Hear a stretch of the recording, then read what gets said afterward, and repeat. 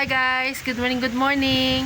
Narito tayong muli ngayon sa Barangay Bubuin, bayan ng Infanta, para ating ipakita sa inyo ang kalagayan ng palay ngayon. Na hanggang sa mga oras na to guys ay hindi talaga siya na-sprayhan ng kahit na anong chemicals. Yun yung pinaka the best doon. At yung pormahan ng palay natin guys, oh, ayan.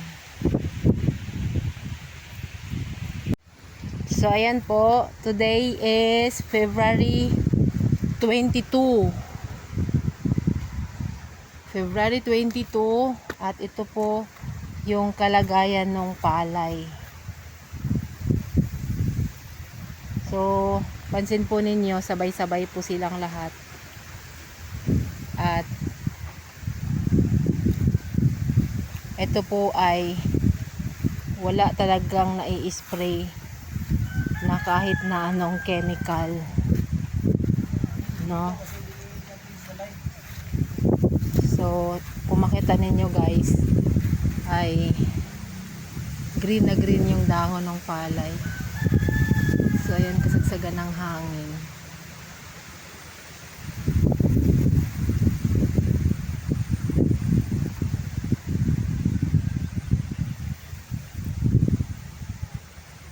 Na hindi pa dapat siya mapagpag, pero ayan na yung hangin, malakas na galing sa Pacific.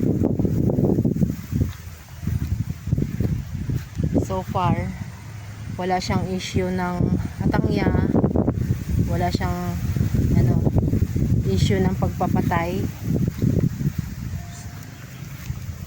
Ayan, ito pala mayroong isa, ayan o. Sa the whole here area ay yan lang ang bukod tanging patay, no? So ang palay sa ngayon ay hinahangin, binabayo-bayo ng hangin ng hindi naman kalakasan, pero hindi dapat ang hangin ay ganun.